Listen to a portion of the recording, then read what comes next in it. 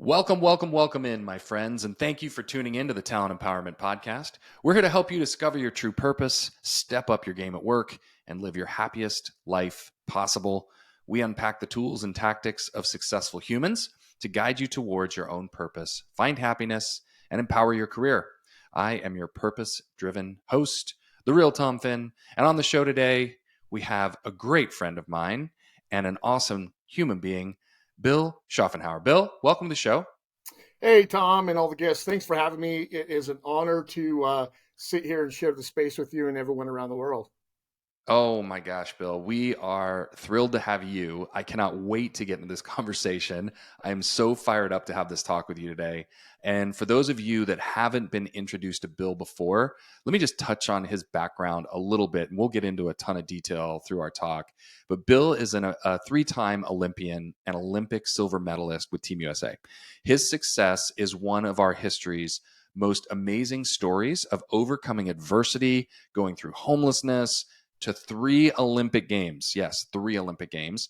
And the first Olympic medal for Team USA in a particular area in over 46 years. We'll get right into that. Now, his story has been so impactful globally that the International Olympic Committee created the first and only documentary on his life called Against All Odds. So check that out, Against All Odds. And if you want to know what he's doing now, well, he's simply just the managing partner of 5 separate companies, 2 in the technology space and 3 in coaching and consulting. Let's get right to it, my man. You have got an impeccable history and you've been through some challenges as well. You're one of the most decorated athletes on the planet, but at one point you went through a suicide attempt. What led you to such a dark place? Yeah, the whole suicide, depression, addiction. I never ever thought that's something that would ever come across my table. Never in a million years, because it's a lot of stuff I witnessed also as a kid, right? But that all stemmed from when I decided to retire completely from sports back in 2010. The only thing I was excited about was retiring and not having to be away from my family and traveling nonstop. But where I failed is to do what I historically have done my whole life and come up with a game plan, prepare, and a plan of execution. I simply retired with zero expectations, zero ideas of what I was going to do. Came home from being an Olympian that competed all over the world, and that was the expectation. That was my identity, if you will. Yeah. And when I retired, I lost that identity. And it took me down a really dark path for a good part of 8.5 years. Yeah, I promise to all the listeners, we're going to go back and go through all the sports stuff and all the work stuff and all the crazy story. But we're starting with this piece because it's so important. A lot of athletes go through this transition of my identity, my ego, my sense of being is wrapped to sport. Pick your sport, right? So, how does that actually happen for an athlete, Bill? How do you get wrapped up in a way that you become the sport becomes you? And I think I don't know if it happens to every athlete at every level, but even through my experience in with the coaching and stuff, it also happens to executives, military people transitioning from one job position to another relationship. But the way it worked for me is that when I became an athlete and I was just good at it, that obviously became my identity. That's who, when people ask me, who are you? What do you do? I'm Bill Schuffenhauer, and I'm a track and field athlete for Team USA in the sport of decathlon. Or I'm Bill Schuffenhauer, and I'm an Olympian in bobsled, Olympic silver medalist for Team USA. Yep. So over the years, that's always what I talked to and told people, and that's all I knew, because that is also what I did day in and day out. As I represented, my family, my friends, my country, my state, at nationals, Olympics, on TV, whatever it was. So that truly 100% became my identity of who Bill Schuffenhauer was and what I did day in and day out. And when that all came to a screeching halt, I didn't have the tools and or the resources at the time to address that, and that obviously led down that negative dark path, that took, sadly enough, 8.5 years, but a lot of lessons learned in that 8.5 years. So, Bill, you know this about me. I'm a huge proponent of mental health resources, people speaking out on the topic so that we can get this out in the open and have these real candid conversations. And people may not be on the spectrum as far as you went, right? They may be just more in the depressed, lightly depressed, not happy with their life, not feeling driven or empowered or happy, right? I mean, happy is the word that we tend to use. So when you think about mental health, what were some of the things that helped you climb out of this environment that you felt really stuck in?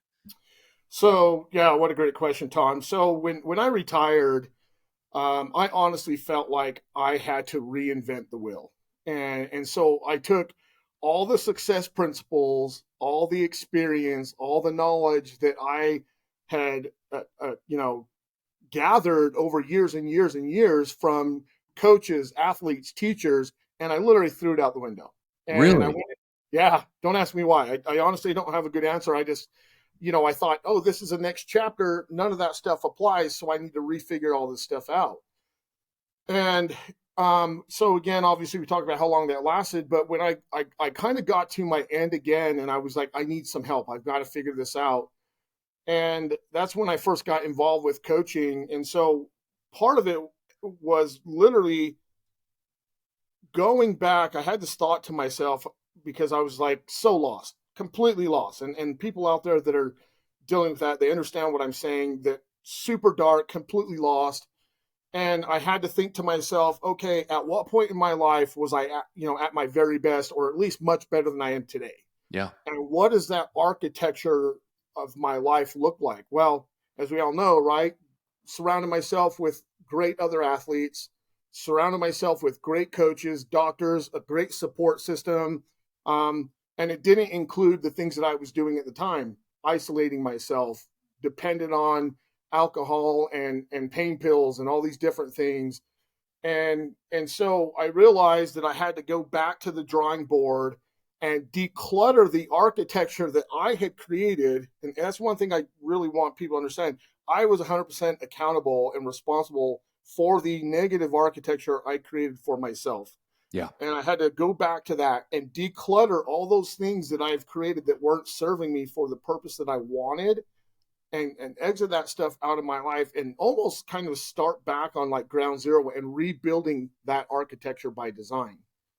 And, first and foremost, the one thing, I talk to you about coaching, I have an opportunity to coach with Jack Canfield. And one of the first lessons that I learned from his coaching program was taking 100% accountability. Mm-hmm. Because at that point in time, when you're in that dark space, you are victim mentality all the way. You're blaming everyone and anything, your friends, your family, your fiance, husband, wife, whatever. You're blaming God for all your problems. And so when I took a look at everything that was going on in the architecture, I finally realized, like, okay, no one's going to come and save me. God's not going to come and save me. The only thing that could actually happen right now is me taking 100% accountability for where I am right now and being vulnerable, right? Past Olympian, 6 foot, 260 pounds, vulnerable athlete, and saying I need some help.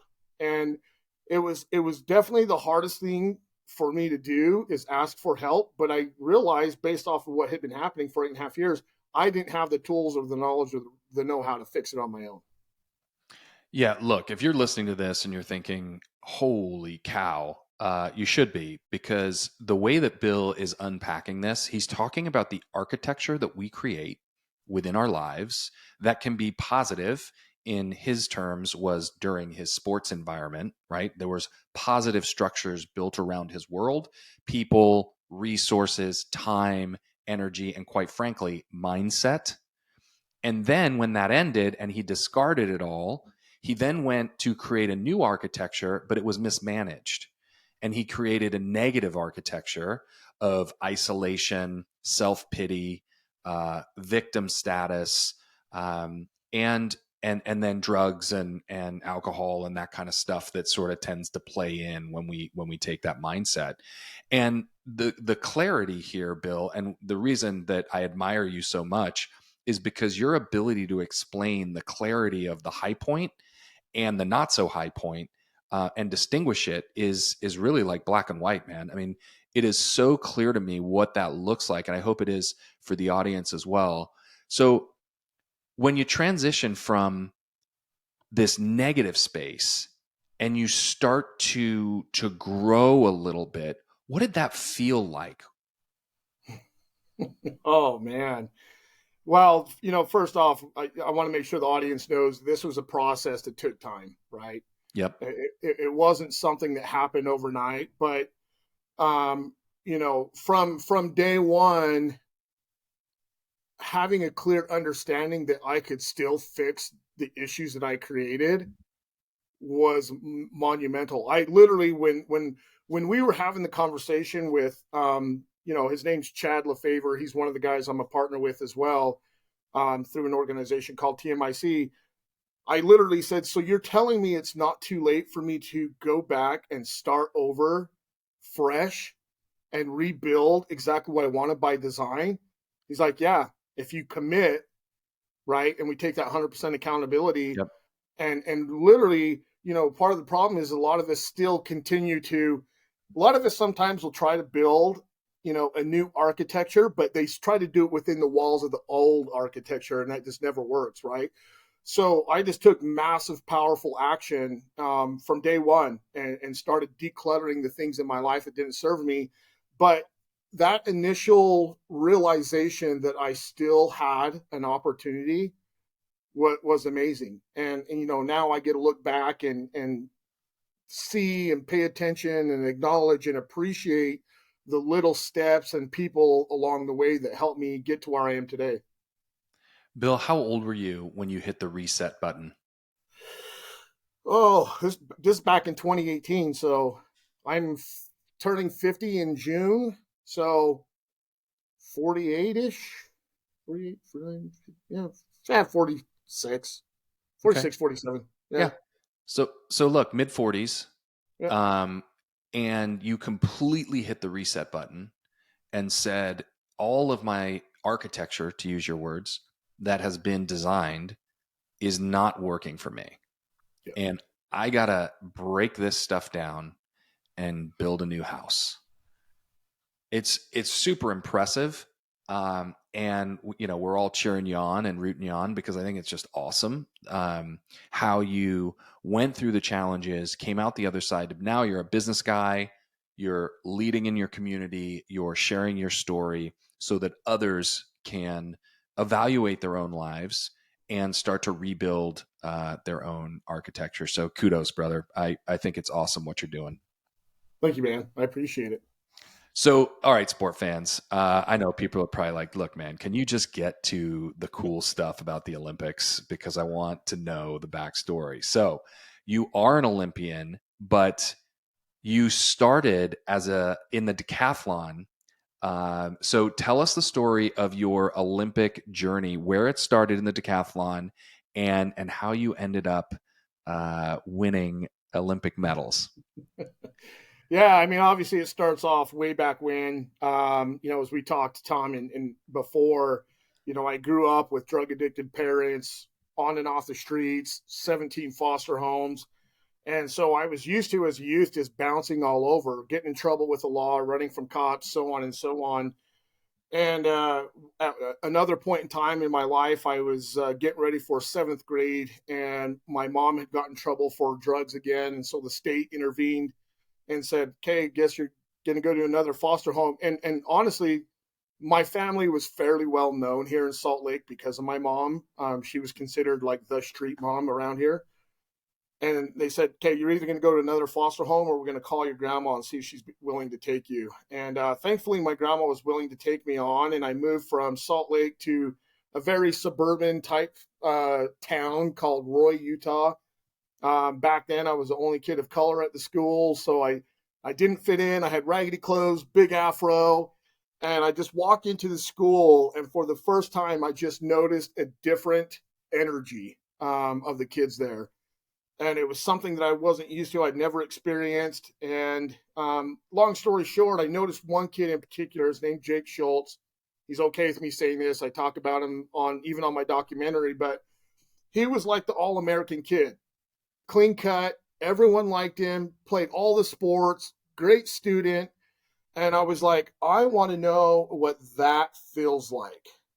And do I have the tools and the resources to achieve it?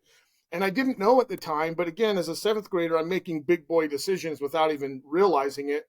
So I literally just started following this kid around like after school, and one time followed him out, to the sport field, and I saw all these other kids, and they're handing stuff off to each other and jumping over stuff and running around.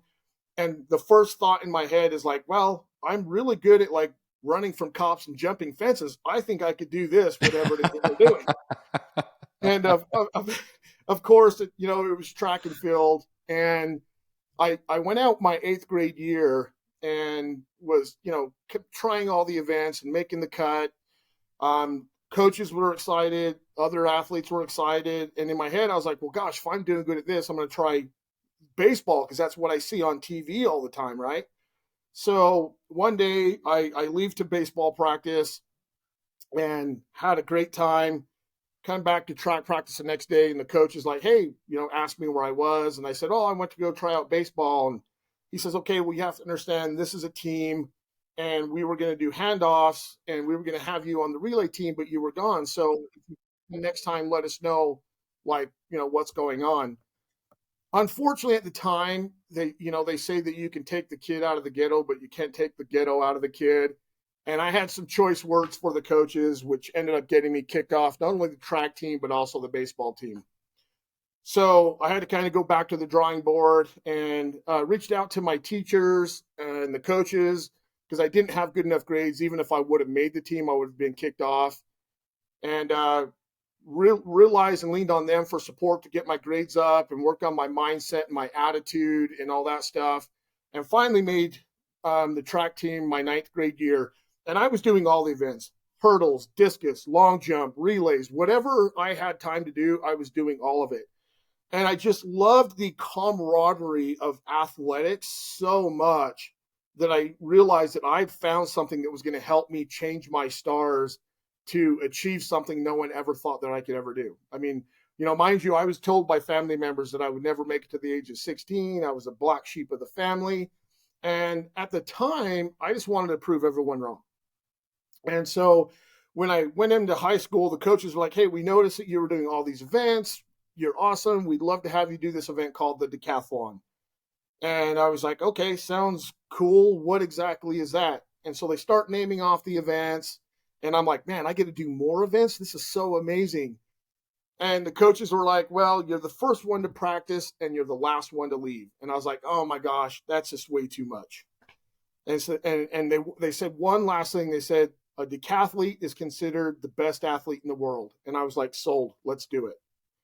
So, I go through all of high school, state records, state championships, national records, national championships. I get recruited to every university across the country. I was guided by my coaches. I ended up going to Weber State University, and it worked out. And I had a really great career there. The goal was to make it to the '96 Olympics in the decathlon. I've acquired the university record.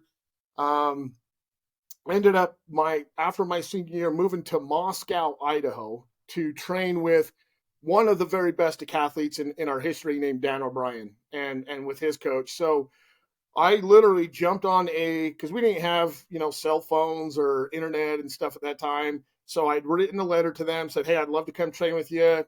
Weeks later, I get a letter back saying, come on up. I jump in a Greyhound, take the crazy long, horrible trip in a Greyhound to Moscow, Idaho from Salt Lake City.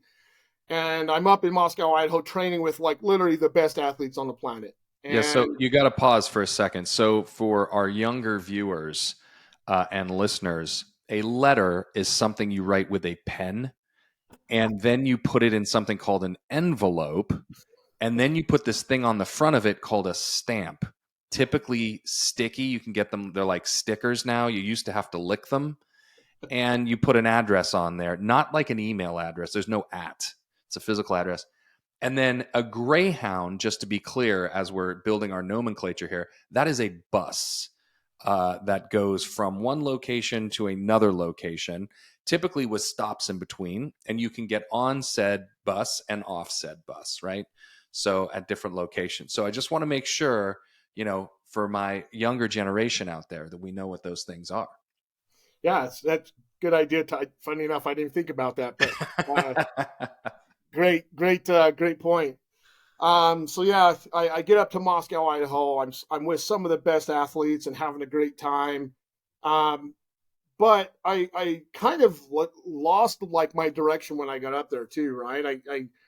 I had an apartment with some other students that were going to school up there, and it was right up the row houses of all the sororities and fraternities. Oh boy. And I found myself actually partying more than I was actually training and doing what I was supposed to do. Unfortunately, 2 years goes by and the coaches eventually asked me to leave. And I'm like just devastated. So I jump on said Greyhound bus and travel back to Salt Lake City, Utah. I call the coaches at the university and say, hey, I'm back. I know I left on not great terms. Here's what's happened, and this is what I'd like to do. Would you be willing to give me another opportunity? So kind of with that, I just didn't leave it in anyone's hands for it to work out. I took initiative, took accountability, reached out, and went and had a meeting with the coaches, and they said, yep, if you're willing to do XYZ, we're willing to take you back on. And this was the year of the 2000 Sydney Olympics. So we start training. I stop the partying. Everything's going really, really well.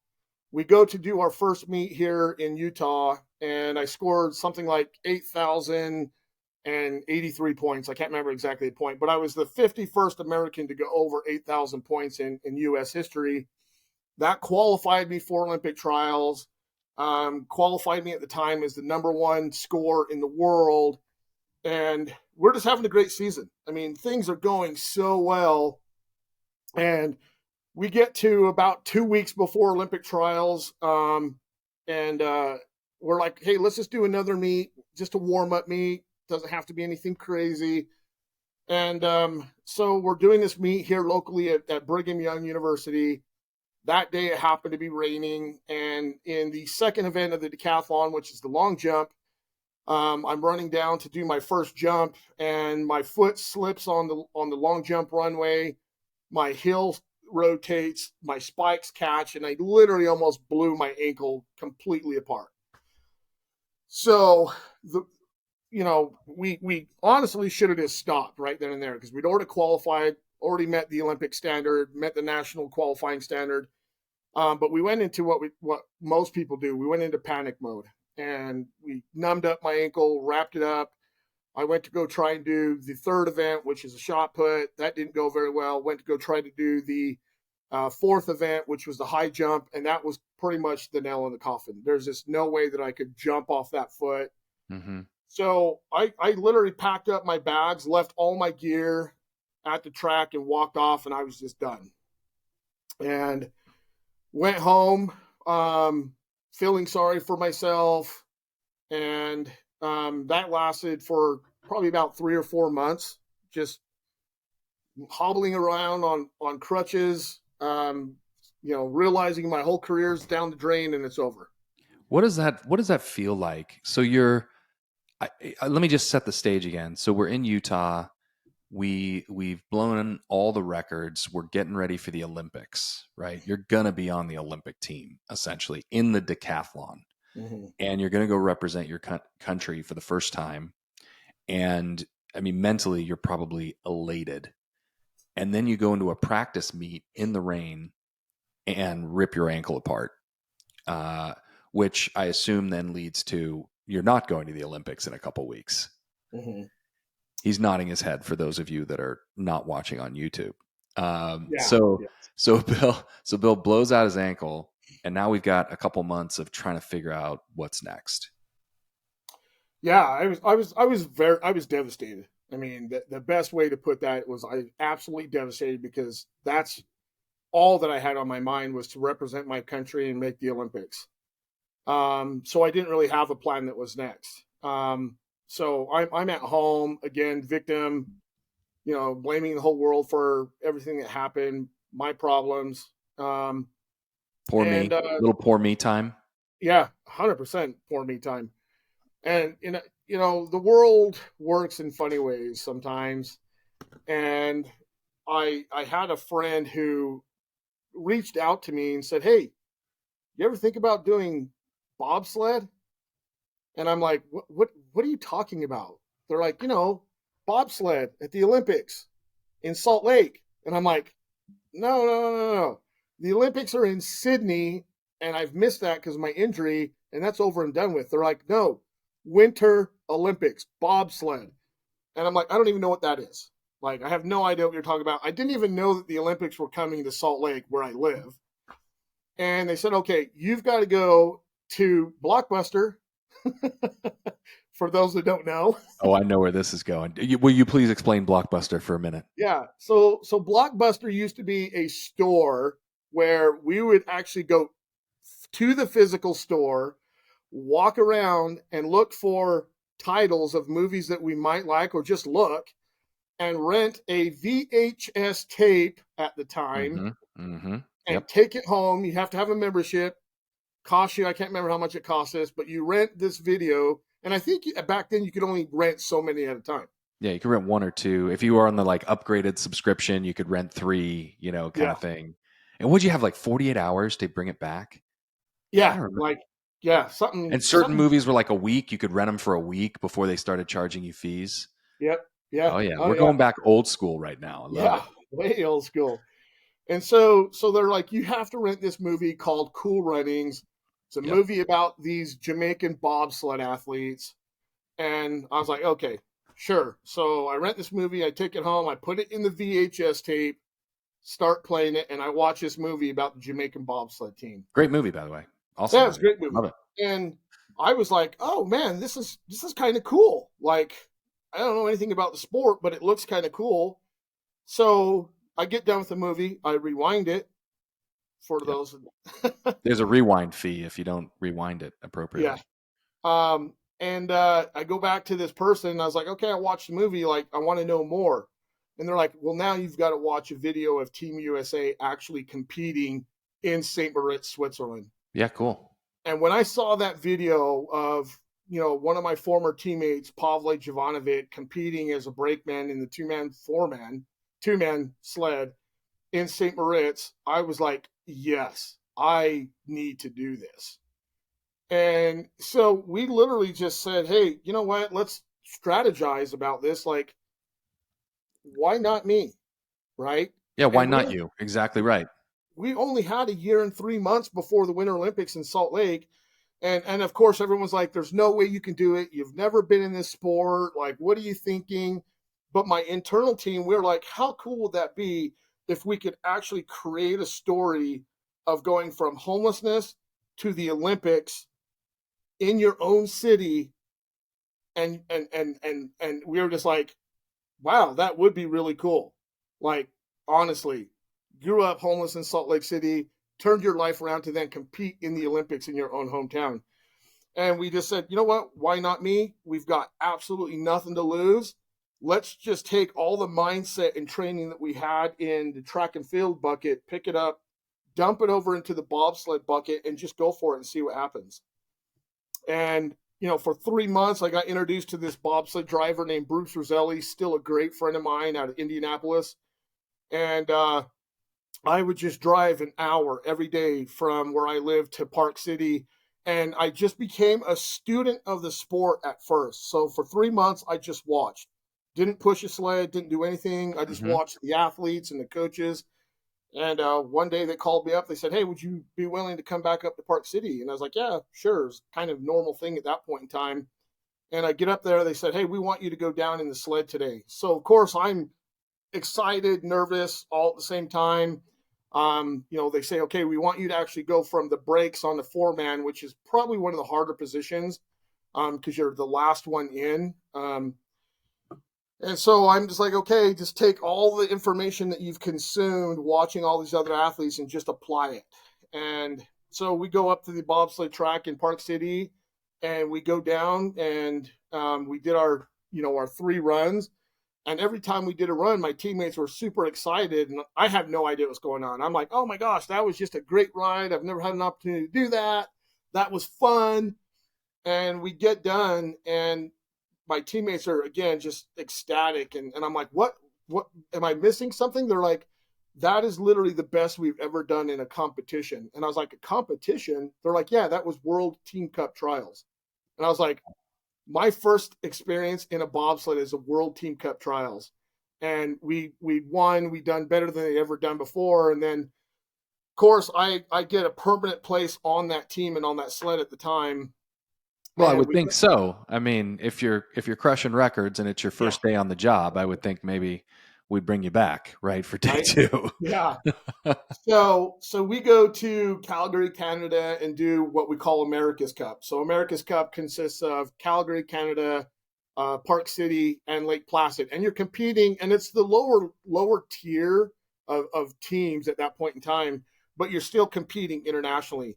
So we win gold in 2-man and 4-man in Calgary. We come to Park City again, win gold in 2-man and 4-man. We go to Lake Placid, win gold in 2-man and 4-man. And at this point in time, it's literally less than a year from the Olympic Games. And other teams, USA 1, USA 2, we happen to be USA about 5 at the time, start taking notice, and you can start hearing some of the whispers. But I'm like, this is my team. I'm staying with them. And another year goes by. We're getting ready now for Olympic trials in bobsled, and we're still Team USA 5. And I get a call from a good friend of mine named Gia Johnson. She says, hey, Todd Hayes, the driver for USA 1, wants to see if you have time to meet with him. And I'm like, okay, for what? And she's like, you just need to take this meeting and go see what he has to say. So I go over to the hotel in Park City. He's there. His whole team's there. And they're like, hey, we've noticed that you're, just killing it, doing phenomenal. You're obviously very athletic. But because we're Team USA 1, we have a bye, and we also have a choice on who our team alternate gets to be. And we'd like you to consider being our team alternate, which would mean an automatic bid to the Olympic team. You're an Olympian. You're going to be on the best team in the world. Dope. And funny enough, you would think so. Yeah, I would. I was so committed to my team. I said, well, let me go talk to my teammates and see what they think, and I'll get back to you. Okay. And fair. It's funny, like I recall like seeing their faces like, what? Like, we just offered you the golden Willy Wonka ticket and you need to go think about it? So I go back. But let's unpack that for a second. Yeah. Let's pause for a second, because this is the Talent Empowerment Podcast, and that's a pro move. So here's why. You get offered the golden Willy Wonka ticket, whatever that looks like in your life, right? In this particular case, it's the ticket to the Olympic Games, right? The hole that has been in your soul since you rolled your ankle, right? You get to fill that back up with this Olympic opportunity. But you also got to that spot because of a group of other people that supported you, loved you, cared for you, taught you the game, taught you how to do it, right? And there is a level of loyalty that I think is expected between humans that are helping each other, up and down and along the way and along the path. So for those of you that think, why didn't you just say yes? Take a step back and actually think that Bill's decision to say, let me go chat with my group here, was a pro move. Really a pro move. And you can do that in business, your personal life. You can do it over and over and over again. It's always okay to take time.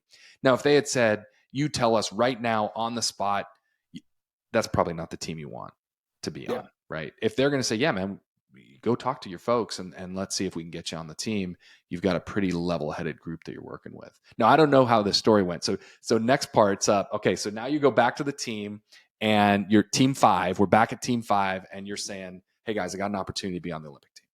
Yeah. So I let him know, and of course I'm saying, I'm committed to you guys, and I feel bad, and I said, let's put it to discussion. What do you guys think? And I honestly expected them to be like, no way, you got to stay with us. And I was shocked at when they all said, you know what? This is literally your story that you talked about a year ago. This is your opportunity to be an Olympian. And as much as we'd love to do this journey with you, like the universe is saying, this is where we need you, or where it needs you. And they literally just gave me their blessing. And you have 4 grown men in tears. And it was the most unselfish experience I've had with human beings in my entire life, for them to sacrifice their opportunity to even have a chance at making the Olympics, and giving me their blessings to go. And so we did. And again, we cried and hugged each other, and they gave me their blessings. And so I called Team Hayes back the next day and said, hey, so, I'm good to go. Where do you want me? And, so I hop ship, switch teams. And at the time, mind you, I'm just an alternate. So I'm carrying bags. Yep. I'm again watching the team, and Todd Hayes, our driver, sets another meeting up with me. And I was like, okay, like, am I getting kicked off the team now, or what's going on? He said, hey, listen, all the coaches and all the athletes who've been here for the longest time are super pissed off because we chose you to be our team alternate. And like, you haven't been in the sport. He says, we don't have to compete in the trials. He's like, but I want to make sure that we prove everyone that I made the right decision. So I'm going to have you push in the 4-man team trials with my team. So he took one of his guys off the sled, put me on the sled. We ended up breaking the track record and just demolishing everyone, and just kind of proving in a athletic way that we made the right decision. And again, I end up becoming the team alternate. So I travel with them to Europe and finish off the World Cup season. And we come back from Europe about 2 weeks before the Olympic Games. And at this point in time, the media's got a hold of the story that I'm on the team. I'm an Olympian, kid from Utah, here in Salt Lake City, Utah. And, I was just playing my role at the very best I could as a team alternate. And one day we're at the Olympic Training Center in San Diego, and one of the coaches comes to me and said, hey, I want you to be 100% prepared just in case we have to put you on the sled for the Olympics. And I was like, well, I am. He's like, well, I got to give you some inside information. One of your teammates tested positive for a banned substance, and we don't know what the outcome's going to be yet. So just, get your mindset ready, make sure you're physically ready to go. And I said, okay. And literally the next day they came back to me. They said, okay, they're going to kick him off the team and you're up.